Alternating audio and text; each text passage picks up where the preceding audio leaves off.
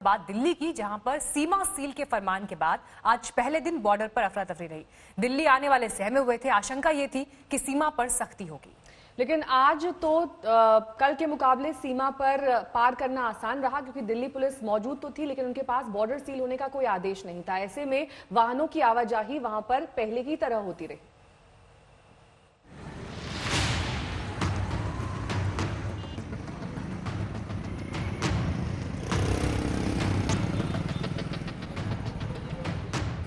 दिल्ली सरकार के सीमा सील करने के आदेश के बाद ये है दिल्ली बॉर्डर का हाल।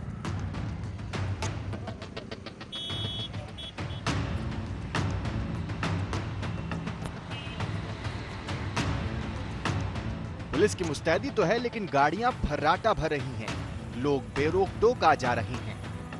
फिर चाहे बात दिल्ली नोएडा बॉर्डर पर हो या फिर दिल्ली गाजियाबाद, हरियाणा से जुड़ी सीमा पर भी आवाजाही बनी हुई है। केजरीवाल सरकार ने आदेश तो जारी कर दिया, लेकिन 24 घंटे बाद भी ये दिल्ली पुलिस तक नहीं पहुंचा है।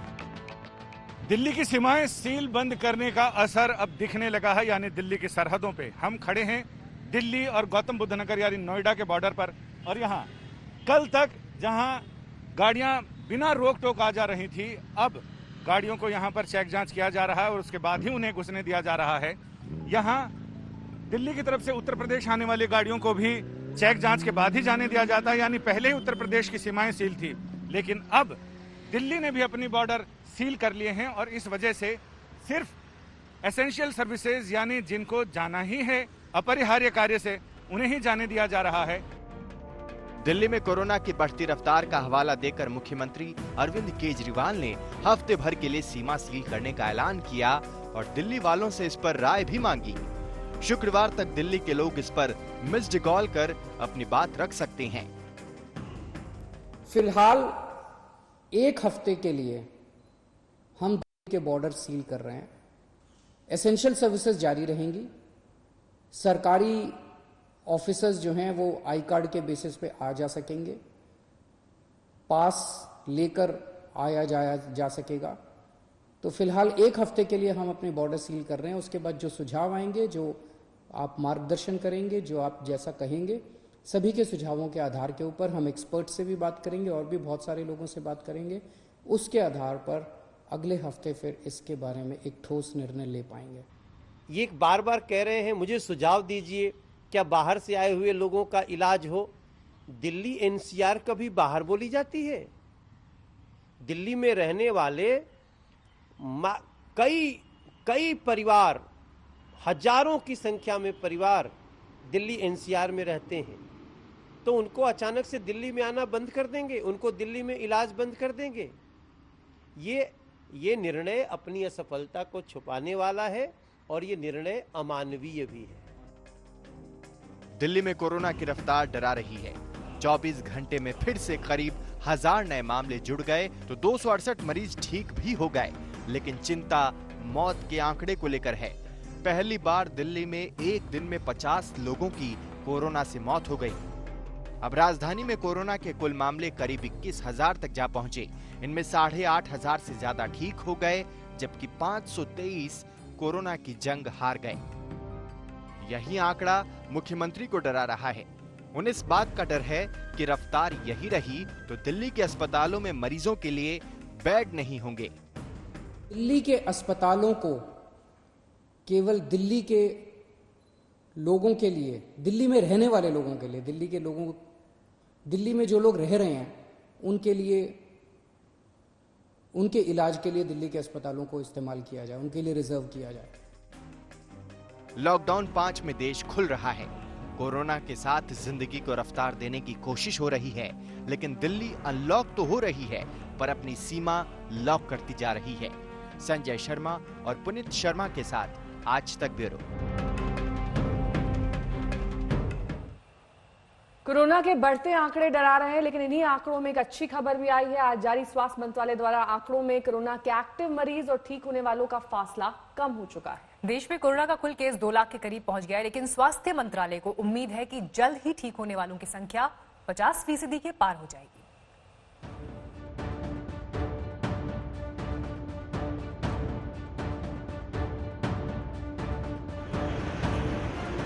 देश लॉकडाउन से अब अनलॉक की ओर बढ़ चला है। सड़कों का सन्नाटा खत्म हो गया, गाड़ियां फर्राटा भरने लगी, पटरी पर ट्रेन को और रफ्तार मिल गई। घरेलू उड़ानें हवा से बातें कर रही हैं, दुकानें सज गईं, बाजार की रौनक लौट आई। लेकिन कोरोना की न तो चाल बदली है और न ही स्वभाव। रोज आंकड़े बढ़ रहे हैं, रोज वायरस पैर पसारता जा रहा है। देश में कोरोना के कुल केस 2 लाख के करीब जा पहुंचे। अच्छी बात यह है कि ठीक होने वालों की संख्या 95,000 के पार जा पहुंची है। अब एक्टिव केस और ठीक होने वाले मरीजों का फासला सिर्फ 2,000 का है। स्वास्थ्य मंत्रालय की ओर से जारी ताजा आंकड़ों के मुताबिक 97,500 एक्टिव केस अभी पूरे देश भर में हैं, जबकि 95,500 से ज्यादा लोग कोरोना को मात दे चुके हैं। इस बीच मौत का आंकड़ा लगभग 5600 पहुंच गया है। लेकिन जो एहतियाती उपाय किए जा रहे हैं उसका असर दिखने तो लगा है। जरूरी है कि जो ऐलान सरकार ने किया, जो एहतियाती उपाय किए, उनका हम निष्ठा से पालन करें। महाराष्ट्र में मामला 70,000 के पार जा पहुंचा। इनमें 30,000 ठीक तो हो गए, लेकिन मौत का आंकड़ा 2,000 से ज्यादा हो गया। महाराष्ट्र के आधे से ज्यादा मामले मुंबई के हैं। मुंबई में 24 घंटे में 1,413 केस सामने आए, जबकि 40 लोगों की कोरोना ने जान ले ली। तमिलनाडु में भी कोरोना की रफ्तार बनी हुई है। अब कुल मामले 23,000 से ज्यादा हो गए, जबकि इस वायरस की जंग में हारने वालों की तादाद 184 तक जा पहुंची। तमिलनाडु में भी कोरोना के साथ जिंदगी को रफ्तार मिली है। अनलॉक 1 में राजधानी चेन्नई के बाजार गुलजार हो गए, सैलून भी खुल गए, लेकिन यहां बाल कटाने वालों को आधार कार्ड दिखाना जरूरी होगा। ब्यूटी पार्लर के लिए ये नियम लागू होगा। ग्राहक को नाम, पता और फोन नंबर बताना होगा। संजय शर्मा के साथ आज तक ब्यूरो। एक तरफ अनलॉक 1 लागू होने के साथ पूरी दिल्ली खुल गई है, दिल्ली दौड़ने लगी है, लेकिन दिल्ली के साथ ही दौड़ने लगा है कोरोना के आंकड़ों का नंबर। दिल्ली में कोरोना की रफ्तार बेकाबू हो गई है। कोरोना संक्रमण 20,000 के पार चला गया और 24 घंटे में ही 1,000 से ज्यादा संक्रमित मिलने से हड़कंप मच गया है।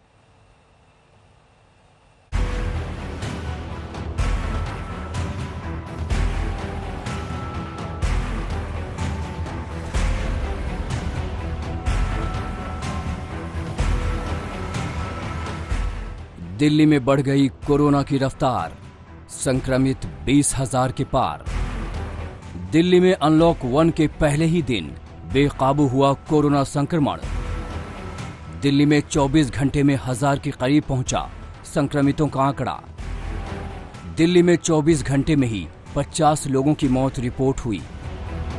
तो भले ही अनलॉक 1 में खुल गई हों दिल्ली की दुकानें, खुल गए हों दिल्ली के बाजारों में उमड़ने लगे हों ग्राहक, मगर इस अनलॉक 1 में दिल्ली वालों को याद रखना होगा कि न तो कोरोना खत्म हुआ है और न ही कोरोना की रफ्तार में कमी आई है। देखिए ना, अनलॉक 1 के पहले ही दिन की तस्वीरें थी ये।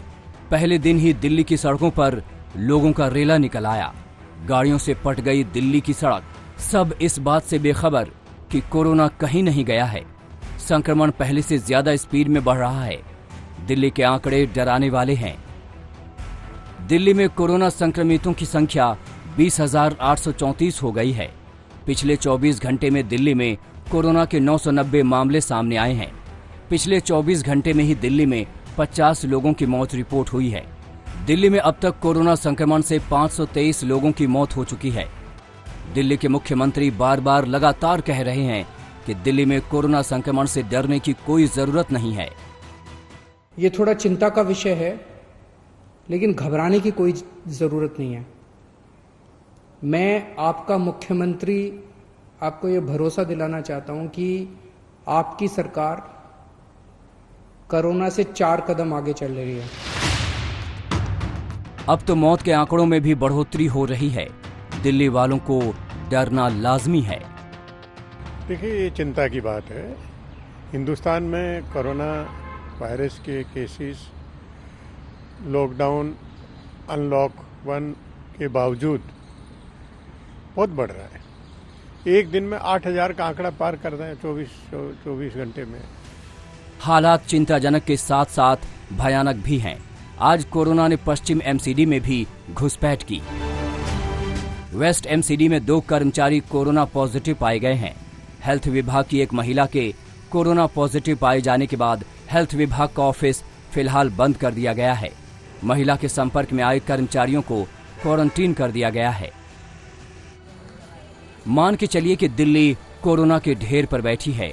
हालात बिगड़ते ही जा रहे हैं और अब तो खतरा कई गुना बढ़ गया है, क्योंकि दिल्ली में दुकान, बाजार, सड़कें समेत बहुत सारी चीजें खुल गई हैं। अब दिल्ली वालों को ही तय करना है कि कोरोना से उन्हें कैसे बचना है।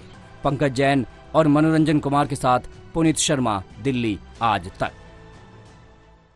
दिल्ली में कोरोना का आंकड़ा 20,000 को भी पार कर गया है, लेकिन अनलॉक 1 में आशंका है कि राजधानी में नए मामलों में उछाल आ सकता है। हम आपको बता दें कि लॉकडाउन की पाबंदी के दौरान ही दिल्ली में 20,000 से ज्यादा मामलों की बढ़ोतरी हुई और अब जबकि बंदिशें खत्म हो रही हैं, तो अनलॉक होने से दिल्ली में क्या कोरोना का विस्फोट होगा?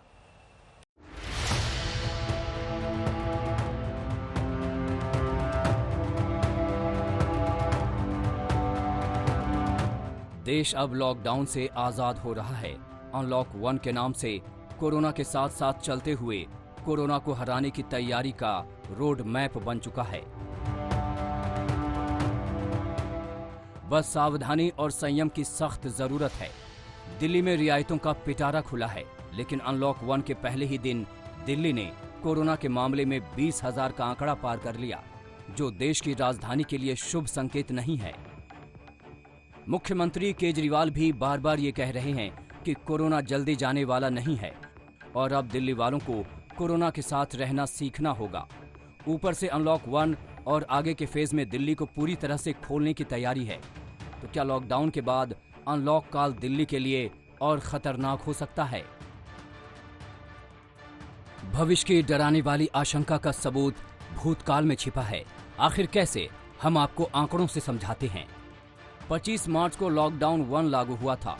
उस दिन दिल्ली में 35 केस थे और 1 की मौत हुई थी। 15 अप्रैल को लॉकडाउन 2 शुरू हुआ। उस दिन दिल्ली में 1578 मामले थे और मौत की संख्या बढ़कर 32 हो गई थी। 4 मई को लॉकडाउन 3 देश में लागू हुआ था और उस दिन दिल्ली में कोरोना के संक्रमित बढ़कर 4,898 हो गए थे और मरने वालों की तादाद भी 64 हो गई थी। अब 18 मई को लॉकडाउन 4 शुरू हुआ और इस दिन राजधानी में कोरोना से बीमार लोगों की संख्या 10,000 पार करके 10,054 तक जा पहुंची और 160 लोग अपनी जान गंवा चुके थे। जी हां, और जब 1 जून को अनलॉक 1 चालू हुआ तो दिल्ली में 14 दिन में ही केस तकरीबन दोगुने होकर 20,834 को पार कर गया। मौत का आंकड़ा भी करीब 3 गुना बढ़कर 523 हो गया। आंकड़े गवाही दे रहे हैं कि 25 मार्च से 1 जून तक 69 दिनों में दिल्ली में कोरोना के मामले 35 से छलांग लगाकर 20,834 तक जा पहुंचे। मतलब 20,799 का इजाफा, यानी एक दिन में औसतन 301.43 केस की बढ़ोतरी।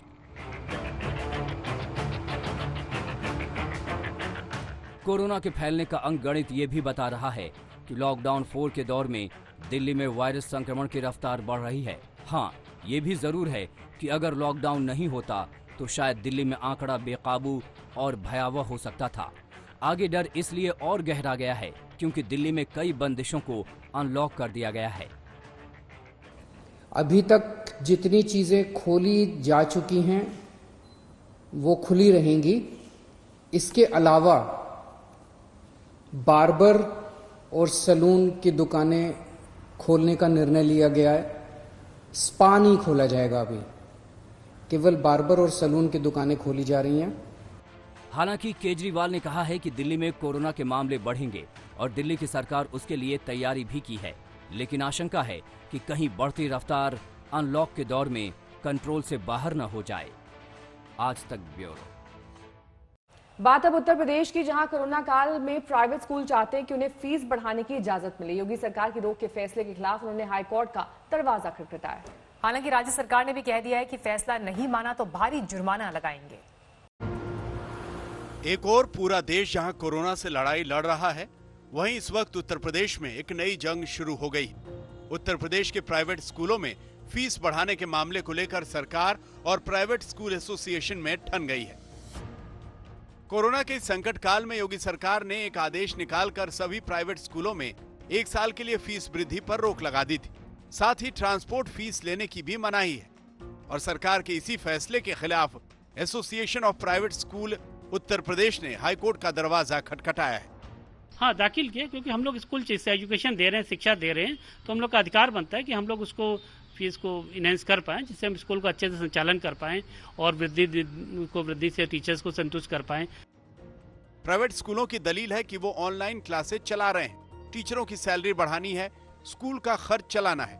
प्राइवेट स्कूलों की रिट याचिका पर लखनऊ हाईकोर्ट ने राज्य सरकार को नोटिस देकर जवाब मांगा है। अगली सुनवाई 18 जून तय कर दी गई है और निजी स्कूल संघ नामी गिरामी वकील कपिल सिब्बल को अपना पक्ष रखने के लिए चुना है। इधर यूपी सरकार ने इरादा साफ कर दिया है कि प्राइवेट स्कूलों की फीस बढ़ोतरी के खिलाफ वो सुप्रीम कोर्ट तक लड़ेंगे। नहीं, वो तो सामान्य प्रक्रिया है। कोई कोर्ट में जाएगा तो कोर्ट दूसरे पक्ष को भी सुनेगा, लेकिन जो ये संक्रमण काल है, आपदा का समय है और सरकार नीति विषयक कोई भी निर्णय ले सकती है।